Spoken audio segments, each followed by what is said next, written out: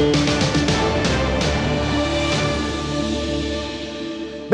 ritrovati nello spazio dedicato al Post TG, spazio di approfondimento di vari temi, tema sportivo quello di oggi, perché nelle prossime ore si giocheranno partite decisive e importanti. Grazie a Marco Stabile per essere qui con me, responsabile di redazione. Eccoci Marco.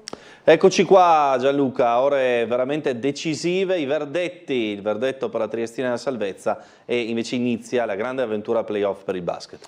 Decisamente una stagione molto più travagliata per la Triestina per quanto riguarda i match affrontati, situazione difficilissima, con un ritorno di Tesser che di fatto l'allenatore ha riportato sui binari giusti, se così possiamo dire, la squadra, non senza fatica naturalmente anche nelle ultime settimane, affrontando anche squadre decisamente forti per la Triestina, che comunque, per così dire, si è fatta valere. È veramente stata una stagione complicata e ora ci si gioca moltissimo col Caldiero. 3 allenatori, solo Tesser ha saputo indirizzare nel modo giusto la Triestina dopo averla lasciata a suo malgrado l'anno scorso, quando fu esonerato in terza posizione in classifica. L'ha ripresa in mano con una manciata di punti e l'ha portata di fatto, va sempre ribadito, alla salvezza sul campo prima dei play-out, perché con quei 4 punti in più rispetto a quella penalizzazione che è stata comminata dalla Lega alla Triestina per il mancato pagamento degli emolumenti IRPEF, dei contributi sugli stipendi dei giocatori, la Triestina sarebbe già stata salva. Sono arrivati invece i play-out a seguito di questa penalizzazione, è arrivato un accoppiamento con il Caldiero, in teoria abbastanza semplice, in pratica, come ben sappiamo, i play-out sono tutta un'altra storia, andata e ritorno, certo con la Triestina con il vantaggio del doppio risultato utile, ma in questo caso pesa molto di più la testa, la capacità di stare in campo in queste partite, di soffrire. Non conta solo la tecnica, non conta avere solo gli uomini buoni, ma conta avere la capacità di giocare 180 minuti senza distrarsi, essendo particolarmente cinici nella partita di ritorno in particolare, perché anche se la Triestina con 2 pareggi porterebbe a casa la salvezza in Serie C, è chiaro che bisogna andare in campo, come abbiamo detto anche con mister Tesser nel prepartita, che avrete forse visto nel nostro telegiornale, con l'obiettivo di vincere, anzi con l'obiettivo prima di tutto di segnare un gol, perché arrivare nel secondo tempo a Rocco sullo 0-0, una situazione in cui qualsiasi rimpallo, un rigore, un calcio piazzato può di fatto salvare la squadra avversaria con una segnatura, sarebbe un po' un incubo che ritornerebbe a, diciamo così, aleggiare nello stadio, che purtroppo non è stato tra i più fortunati per la Triestina. Dunque, segnare subito, portare la partita sui giusti binari e poi aspettare quello che verrà dal punto di vista societario. Ci siamo anche appassionati grazie alle telecronache che tu e Bernardo avete fatto, con momenti davvero magici della Triestina, quindi tu per primo hai visto tutte le fasi ovviamente di questa stagione e lo hai accennato poco fa, non poche difficoltà dal punto di vista societario, tensioni con i tifosi della curva, tensioni anche con come dire, i presidenti delle varie associazioni di tifoseria extra stadio, insomma una situazione che in certi tratti della stagione anche fuori dal campo sembrava molto complicata, e bisognerà vedere il futuro. Sì, assolutamente sì, è stata una stagione difficile, complicata, piena di contrasti, piena di difficoltà, che il buon Olivieri ha iniziato a risollevare a suon di gol. Poi sono arrivati quelle anche di altri interpreti, come in particolare Ionizza, che si spera possa replicare le grandi prove di carattere, d'orgoglio e di quantità viste a Rocco e lontano dal Rocco. Una Triestina che dovrebbe presentarsi in campo con una difesa con Bianconi al posto di Silvestri squalificato nella gara d'andata a Caldiero. C'è una sicurezza in Kelle Rossi, il portierone olandese, che è stato uno dei più continui della Triestina. Dovrebbero esserci Tonetto e Balcò insieme a Frare a completare l'assetto difensivo. A centrocampo dovrebbero essere confermati Fiordilino, Correia capitano e appunto Ionizza. E poi lì davanti ci sono poche possibilità di scegliere, perché infortunato Strizzolo, perché ancora qualche fastidio Vertainen, o comunque Tesser non diciamo si rischia a provarlo dall'inizio dopo l'infortunio muscolare, quindi molto probabilmente Cortinovis trequartista, Olivieri seconda punta, prima punta Udo, e speriamo naturalmente che la Triestina trovi rapidamente la via del gol, anche perché in caso di vantaggio il Caldiero non può più mettere il proverbiale autobus davanti alla porta, deve esporsi, deve provare a pareggiare, e a quel punto la partita si apre in un campo grande come il Rocco, quindi si aprono praterie anche per gli attaccanti dell'Unione. Veloce ultimo accenno prima del basket. Oggi abbiamo anche sentito l'allenatore Tesser, sempre molto pragmatico, no? Nell'analizzare sia le partite affrontate che quelle da affrontare. Un uomo che riporta alla calma lo spogliatoio, la tifoseria, tutto l'ambiente, una persona che insomma ci mette tutto se stesso. Assolutamente sì, e poi ha detto una cosa che sentiremo domani, ce la siamo tenuta diciamo per il telegiornale di domani sabato, ovvero ha chiesto ai giocatori di affrontarla con la maggiore serenità possibile, di non spendere energie nervose troppo prima della partita, perché ti consumi dentro, come si dice in gergo prima di questi appuntamenti. Invece è importante arrivare sul campo con la gioia di giocare a calcio, questo ha detto Attilio Tesser, quel sentimento, quella voglia di entrare a Rocco, sull'erbetta del Rocco, e di fare una bella partita deve essere prevalente rispetto al peso, diciamo così, di dover conquistare la salvezza. Questo è il messaggio importante lanciato agli uomini della Triestina. Dai play-out ai play-off, parliamo quindi di basket, e la Pallacanestro Trieste sì che invece ha fatto sognare per tutta la stagione i tifosi, partite vinte in maniera mirabolante, partite perse anche in maniera pesante contro squadre fortissime che si sono rafforzate moltissimo, come anche la Triestina. Che stagione è stata, Marco? E il punto sui play-off, primo atto a Brescia.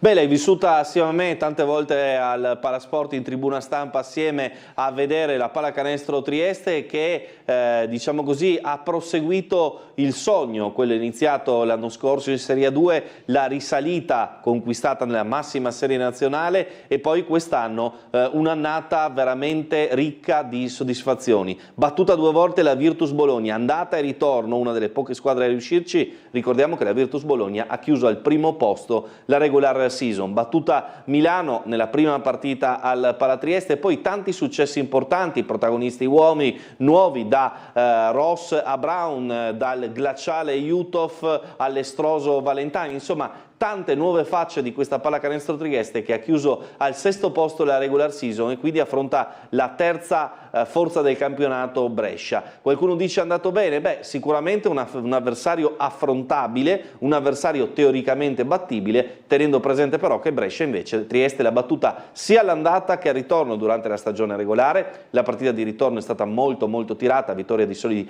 3 punti, in entrambe le occasioni non c'era Ross. Purtroppo a questa serie si aggiunge il punto di domanda su dove si giocherà gara 3, perché quella sicuramente si giocherà. Al momento non ci sono notizie sul controricorso di Trieste per la squalifica del campo, si ipotizza addirittura Forlì per una serie di problemi su campi nel vicino Veneto. Vedremo come succederà. La cosa importante è affrontare bene gara 1 domani sera a Brescia, provare a portare via una delle prime 2 partite e quindi togliere il fattore campo alla squadra di casa. Sarà dura perché Brescia ha grandissimi giocatori, a partire dal Totem Bilan, il centro croato che è primo per valutazione, per rimbalzi, insomma uno dei leader del campionato.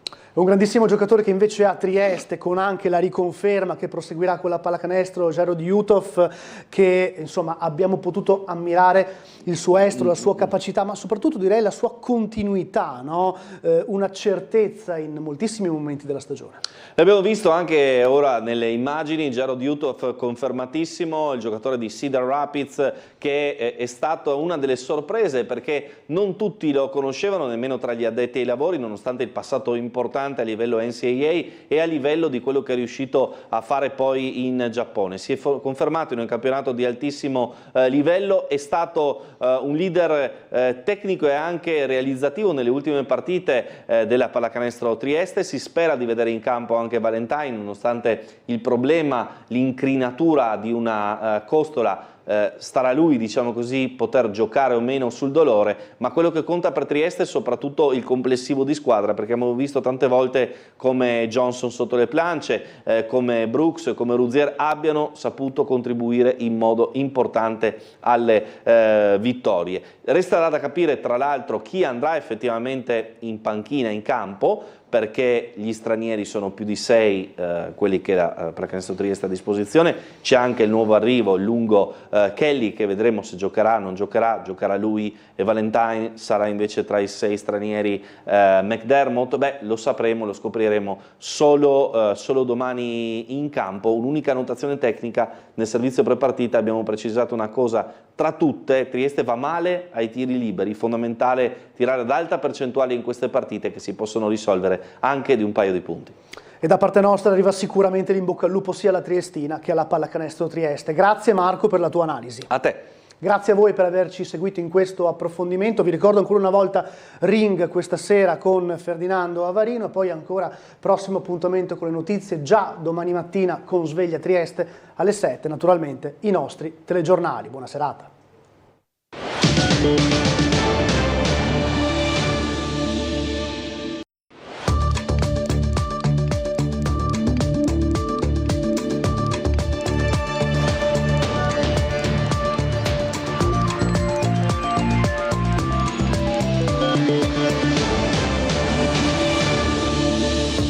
Inseguito e accerchiato in strada dalla polizia locale con le pistole in pugno, arrestato un trafficante di cocaina sloveno in via Salata a Trieste.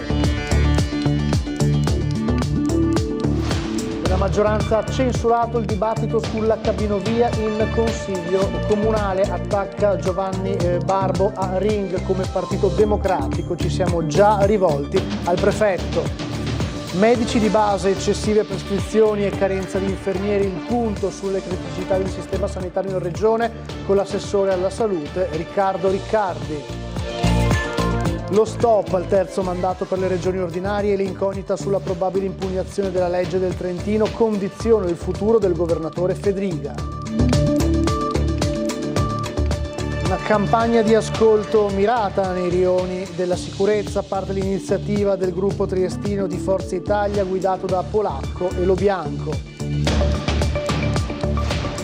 No alla chiusura del CPR di Gradisca, il segretario regionale del SAP alla vigilia della manifestazione per smantellarlo, rendiamolo più sicuro per ospiti e agenti.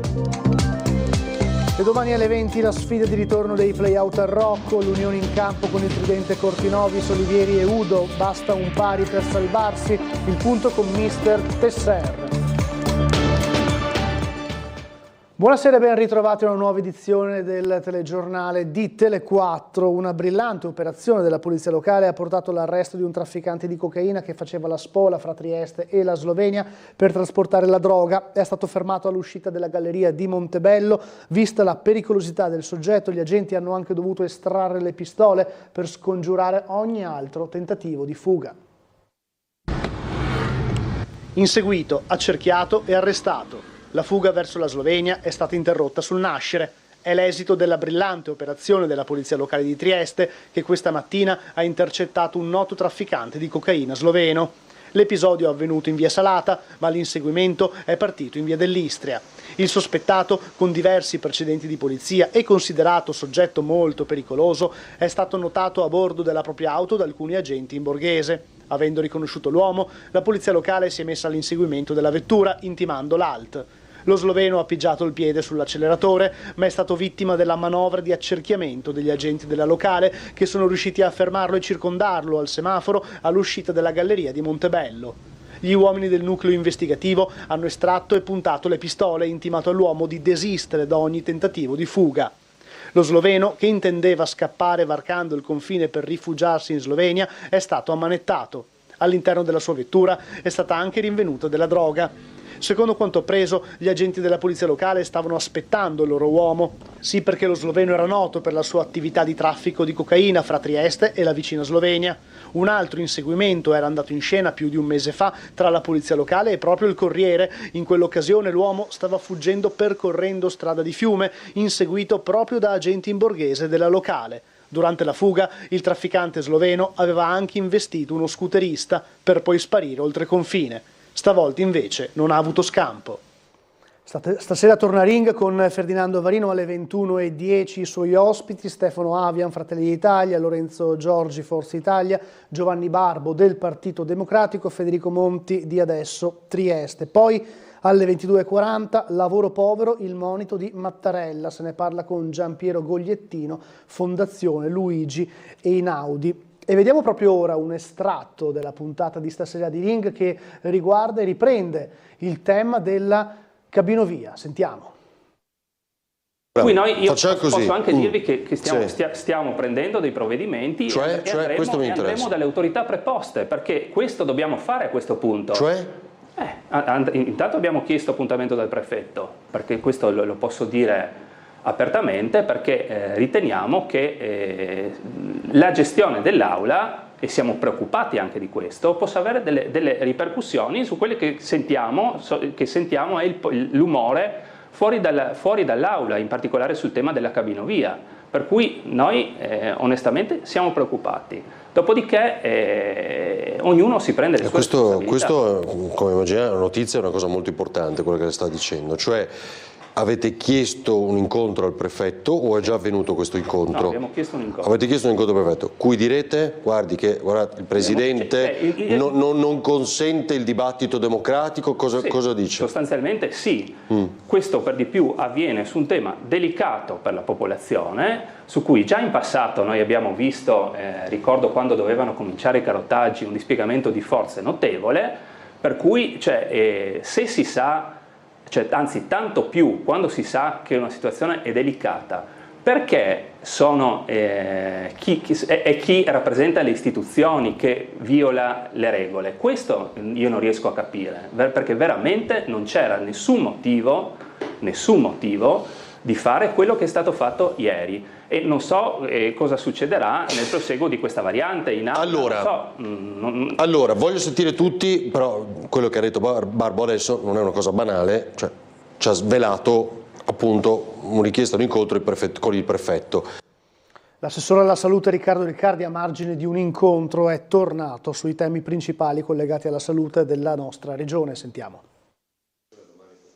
L'assessore regionale alla salute Riccardo Riccardi, intervenendo a margine del primo incontro per presentare i dati riguardanti le varie strutture che fanno capo ad Asugi, ha sottolineato la necessità che cambi il rapporto paziente-medico di base, nell'ottica di risolvere uno dei problemi che affliggono la realtà sanitaria del Friuli Venezia Giulia, vale a dire l'inappropriatezza prescrittiva delle visite. Non è immaginabile pensare di avere un aumento della domanda alla quale stiamo assistendo in maniera così rilevante e di costruire un modello che corra dietro quella domanda, anche perché sarebbe inefficiente e sicuramente non sarebbe uno spreco. Dal medico, ha detto Riccardi, si va per ascoltare, non per parlare, auspicando una rivoluzione copernicana di ritorno, stante la piega che appunto ha preso il sistema. L'assessore ha poi affrontato il tema della carenza di infermieri, cui si somma un dato preoccupante. Complessivamente in Asugi circa 1500 dipendenti risultano inabili alle mansioni per le quali erano stati originariamente assunti.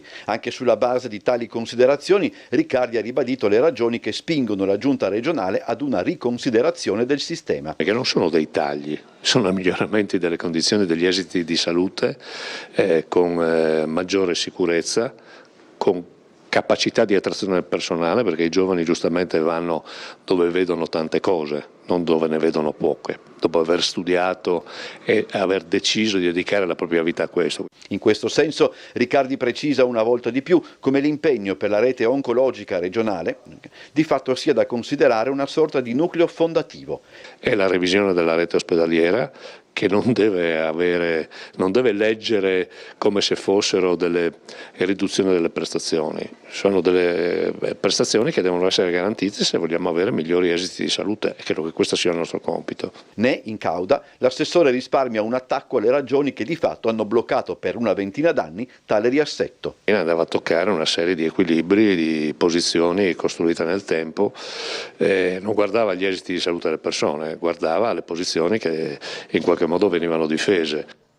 Lo stop al terzo mandato per le regioni ordinarie, l'incognita sulla probabile impugnazione della legge in materia della regione autonoma Trentino, elementi chiave sul futuro del governatore della regione Friuli Venezia Giulia Massimiliano Fedriga, al centro del dibattito nella puntata di ieri sera a Ring. Il divieto del terzo mandato nelle regioni è una scelta discrezionale del legislatore che non necessita di alcuna integrazione a livello regionale. E questo è il passaggio chiave dello stop forte e chiaro dato dalla Corte Costituzionale alla campagna del governatore Vincenzo De Luca nelle motivazioni della sentenza del 9 aprile depositate ieri e di conseguenza a tutte le regioni ordinarie. Il provvedimento in realtà, proprio per come messo nero su bianco dalla Consulta, sembra avere i caratteri dell'universalità, ma di fatto al momento non contempla le regioni a statuto speciale. Per capire dunque il futuro del presidente uscente del Friuli Venezia Giulia Massimiliano Fedriga sarà importante seguire l'esito del Consiglio dei Ministri di lunedì, che deciderà se impugnare o meno la legge sul terzo mandato del presidente leghista Maurizio Fugatti della regione autonoma Trentino. Se succederà, la maggioranza di centrodestra in Consiglio regionale del Friuli Venezia Giulia presumibilmente attenderà l'esito del ricorso prima di prendere o meno l'iniziativa in materia. Della legge del Trentino Alto Adige, che invece ha già deciso di dare questo terzo mandato al Presidente e quindi questa norma di democrazia, possiamo dirlo, questa possibilità, ecco, di far scegliere i cittadini. Noi abbiamo sempre detto di essere contrari al terzo mandato. Pensiamo e penso che se c'è un bravo governatore di regione, un bravo presidente di regione, 10 anni siano sufficienti. Io non credo che questa sentenza sia una pietra tombale, credo però che sia un macigno abbastanza pesante, questo sì. Se il governo deciderà lunedì, il Consiglio dei Ministri, di impugnare la legge del Trentino, noi possiamo immaginarci di avere una sentenza sul Trentino che arriva alla fine di luglio oppure all'inizio di settembre. Lei lo sta dicendo perché a ottobre scadranno i 2 anni, 6 mesi e un giorno, cioè la metà del mandato Fedriga, limite entro il quale può accadere le cose di cui abbiamo parlato tante volte. La famosa sfiducia, se si forza un testo in aula, viene bocciato. Se cade quindi di conseguenza la giunta regionale, può ricandidarsi Massimiliano Fedriga perché non vale come il secondo mandato, giusto? Nei corridoi ne ho sentito parlare da moltissimi politici,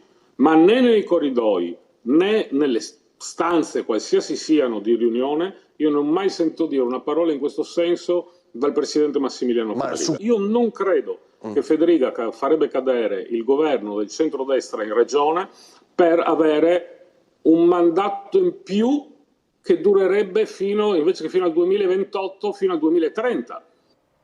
La Lega in Consiglio regionale ha presentato una proposta di legge per sostenere le piccole e medie imprese nei costi legati alle certificazioni aziendali. Il gruppo consigliare della Lega in Friuli Venezia Giulia ha depositato una proposta di legge volta a sostenere le piccole e medie imprese nell'ottenimento o nel rinnovo delle certificazioni aziendali. Il testo prevede l'istituzione di una linea contributiva per agevolare le aziende nei costi connessi a tali procedure, considerate oggi fondamentali per affrontare mercati sempre più competitivi. Una legge dal valore di 637.500 euro. Secondo la consigliera regionale Lucia Buna, prima firmataria della proposta, l'iniziativa punta a rafforzare il tessuto imprenditoriale regionale, aiutando le aziende a migliorare reputazione, affidabilità e sostenibilità. Si tratta proprio di una misura a sostegno di chi vuole certificarsi in vari ambiti al fine di essere sempre più competitivo, sicuro e trasparente e quindi poter ottenere maggiore anche redditualità dalla propria produzione imprenditoriale. La norma denominata Misure per la competitività delle imprese attraverso l'adozione e il mantenimento di certificazioni nasce da un confronto con gli imprenditori locali e intende offrire un supporto trasversale a tutte le realtà produttive.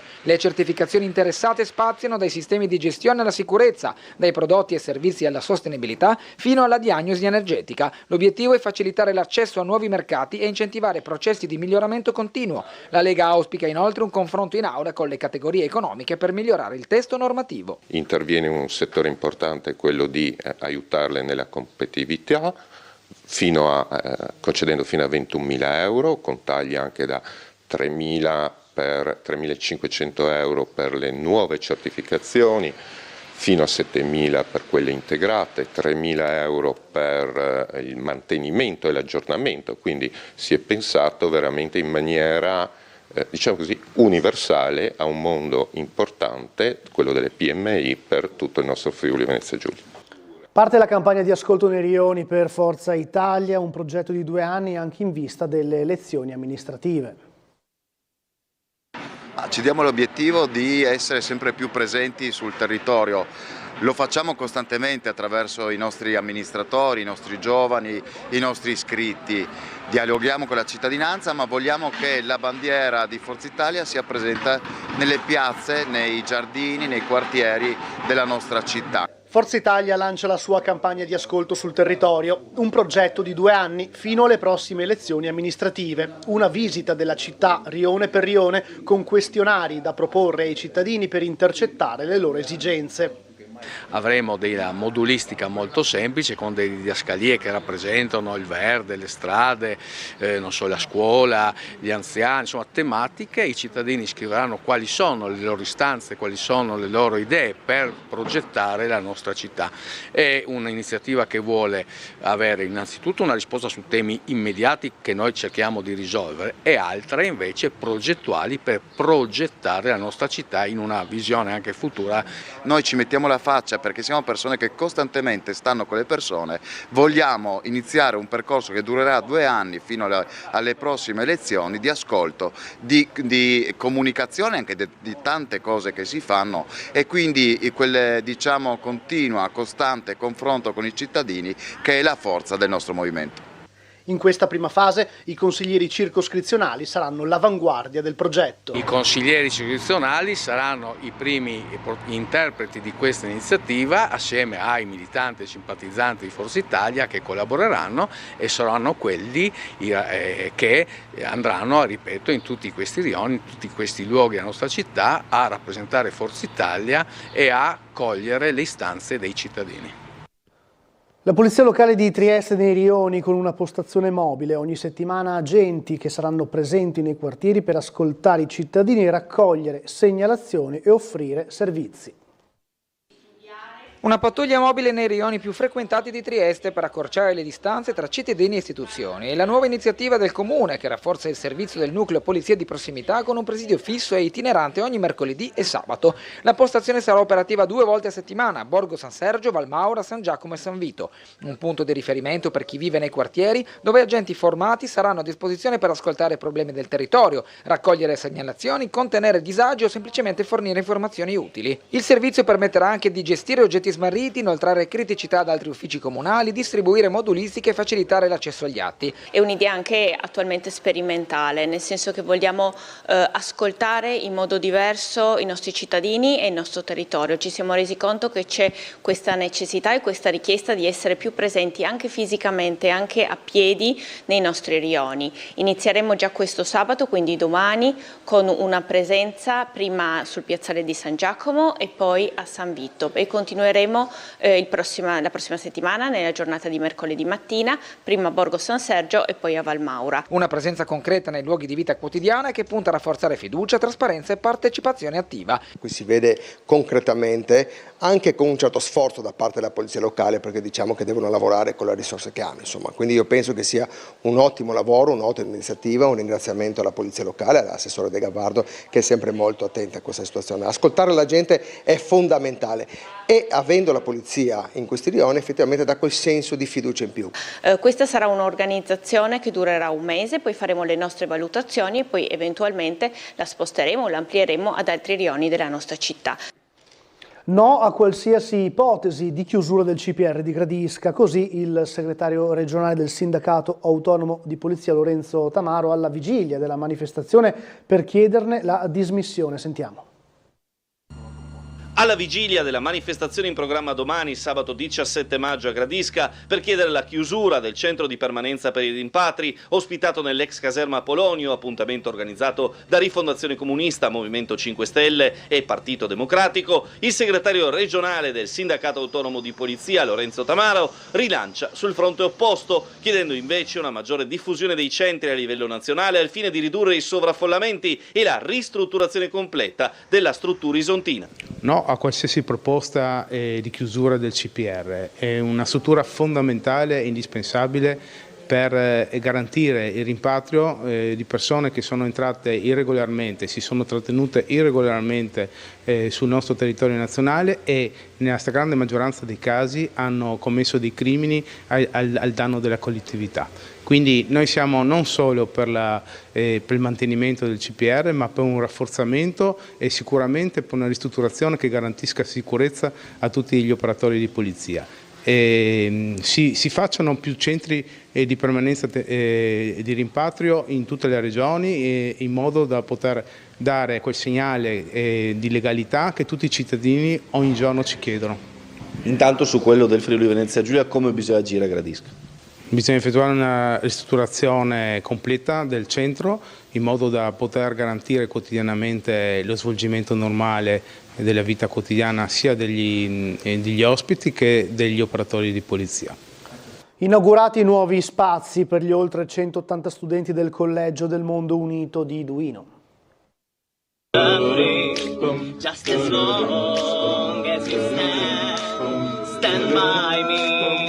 So darling, darling, stand by me. Whoa, stand by me. Sono state le voci del coro del Collegio del Mondo Unito, colorate con gli accenti da ogni angolo del mondo, ad accogliere il presidente della regione Friuli Venezia Giulia, Massimiliano Fedriga, a Duino.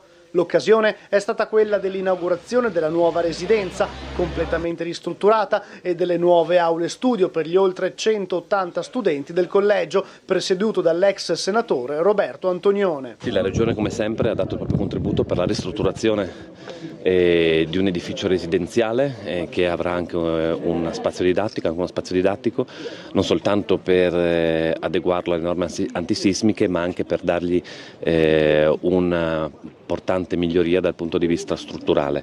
Il Collegio Mondo Unito è un'eccellenza globale, più di 180 ragazzi provenienti da 82 paesi si incontrano qua, dialogano qua.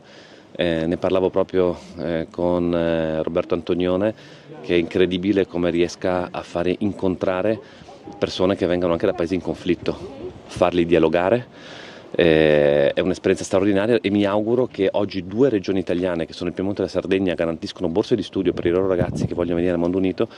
Proporrò in conferenza delle regioni che anche altre regioni garantiscano questa opportunità ai loro giovani. Ci fermiamo per una pausa pubblicitaria, ma torniamo fra poco.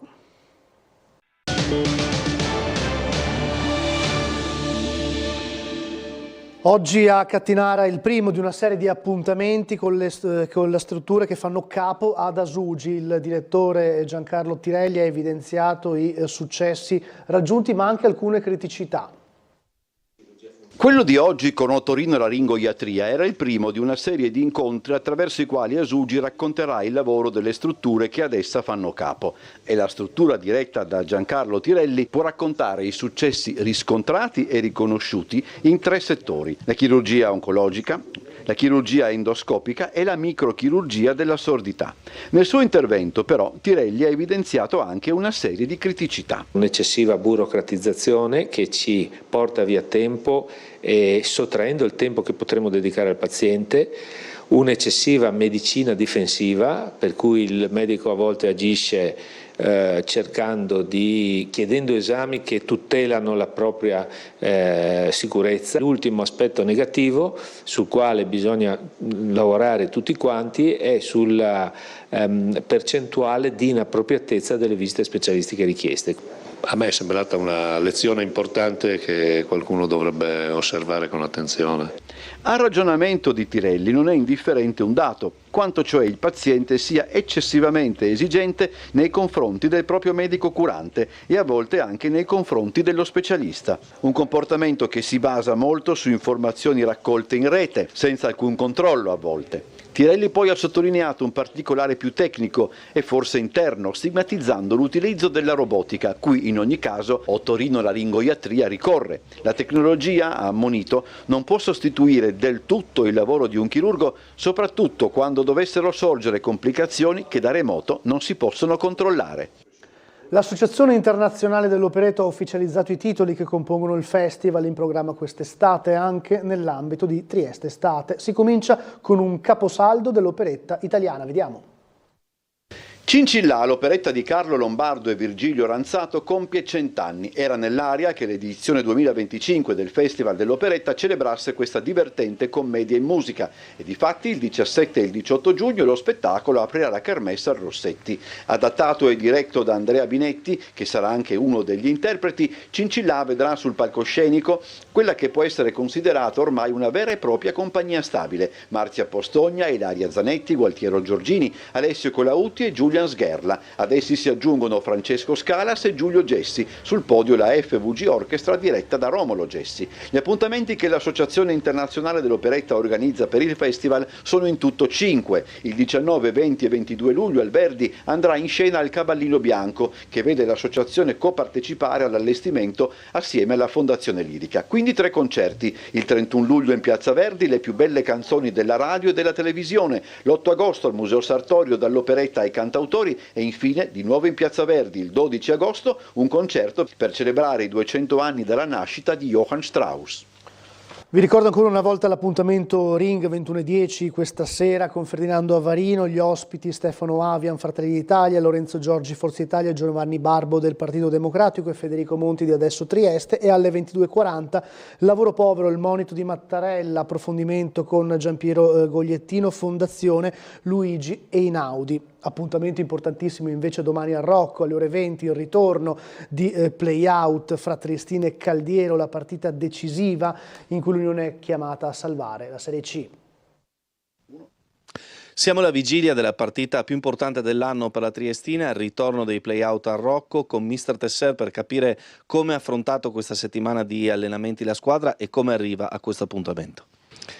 Ma arriva bene perché dobbiamo arrivare bene.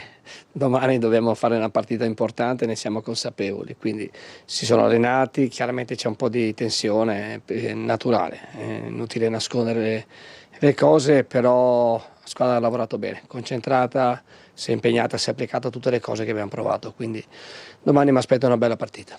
C'è qualche, diciamo così, problema di disponibilità per l'attacco a causa di infortuni? C'è da sopperire all'assenza di Silvestri invece per la squalifica? Sì, diciamo che dietro purtroppo l'assenza di Silvestri, però è pronto Alessandro e sicuramente farà la sua partita, lì siamo coperti. Speriamo di non avere altre problematiche, che dopo dietro abbiamo solo il ragazzo Kosher che sarebbe al debutto, quasi ha giocato pochi minuti in una partita.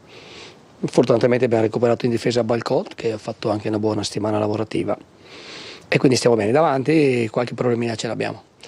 Abbiamo avuto Epa Vertainen fermo la settimana scorsa, si è allenato gli ultimi 2 giorni, quindi per fortuna recuperiamo lui a disposizione, invece Strizzolo non ce la fa e non sarà a disposizione.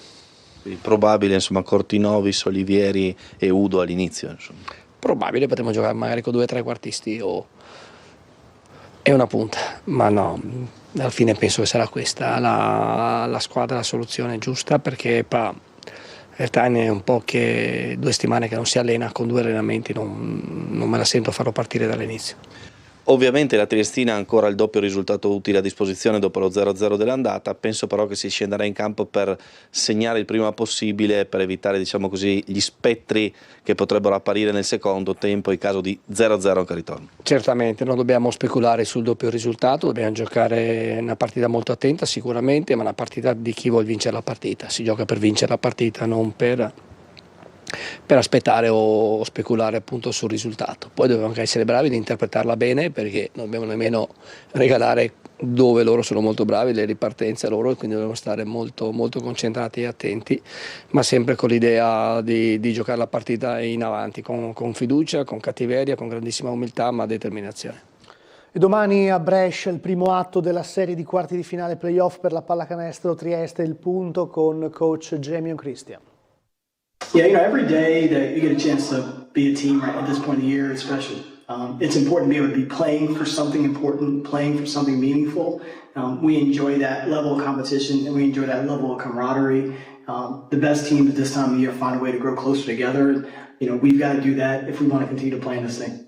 Playoff, finalmente si parte. A Brescia il primo atto della serie fra la terza e la sesta forza del campionato. Della Valle, Bilan, Barnelli, Ivanovic e Soci contro Ross, Jutov, Brown e sperabilmente pure Valentine, se riuscirà a giocare sopportando l'eventuale dolore al costato. In entrambi i precedenti la formazione di Poeta ha battuto i biancorossi, match saltati da Ross per infortunio. Le statistiche dicono che i bianco-blu segnano mediamente 3 punti in più di Trieste, 97 contro 87-2, attestandosi come secondo attacco del campionato dopo Trapani, mentre i giuliani fanno meglio a rimbalzo con 40 carambole contro le 36,9, anche qui medaglie d'argento, in questo caso per Trieste, della Lega Basket. Percentuali dal campo e assist sovrapponibili, mentre resta il tallone d'Achille della formazione giuliana sui tiri liberi di squadra, 71% contro il 79% dei padroni di casa. Tema questo su cui bisogna necessariamente fare un salto di qualità in partite tirate come quelle della post-season.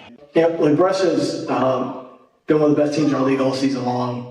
They've got a Coach of the Year candidate, a guy who's done an unbelievable job leading them and guiding them all season long. They're a tough challenge. They present some challenges with the way they can play on the inside. In particular, how many fouls that they draw through the course of a game that are non-shooting fouls. So it requires us to play really fundamentally sound, to play without emotion, but to play with intelligence and toughness. Again, for us, we've got to do a great job in transition defensively, and they've improved defensively, and so we've got to take care of the ball and score as well. Presentati nuovi mezzi sostenibili ad alta tecnologia per la pulizia della città. Quando abbiamo fatto l'ultimo appalto per i servizi ambientali della città, abbiamo pensato di introdurre dentro il bando di gara degli incentivi per l'innovazione. Innovazione rivolta alla sostenibilità. Presentati nuovi mezzi elettrici per la pulizia urbana di Trieste, mezzi acquisiti dalle aziende ITS Ecologia, Itelium e dalle cooperative sociali La Quercia Ambiente, Club Asaglia e Germano, tutte realtà aggiudicatarie degli appalti di igiene urbana del Comune di Trieste per conto di Acegas, APS e AMGA.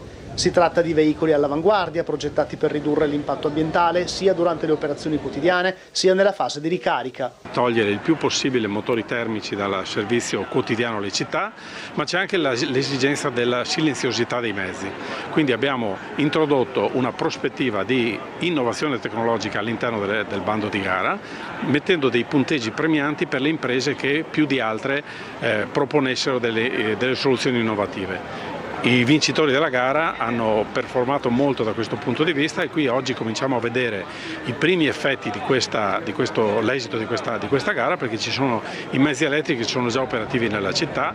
L'obiettivo è quindi rispondere al meglio alle mutate esigenze della città, riducendo il più possibile le emissioni per una Trieste sempre più pulita.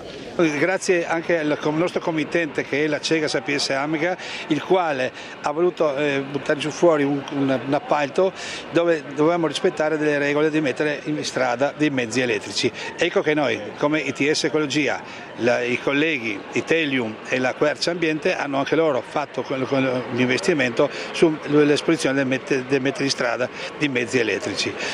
E non solo, abbiamo fatto anche una cosa in più, abbiamo fatto che nell'azienda un impianto fotovoltaico con la batteria di accumulo, quindi per cui ogni sera le macchine che rientrano vengono ricaricate con l'energia formata dal fotovoltaico. È tutto dal notiziario, ma restate con noi nel Post TG, l'approfondimento sportivo su Triestina e Pallacanestro Trieste con Marco Stabile. Buon proseguimento.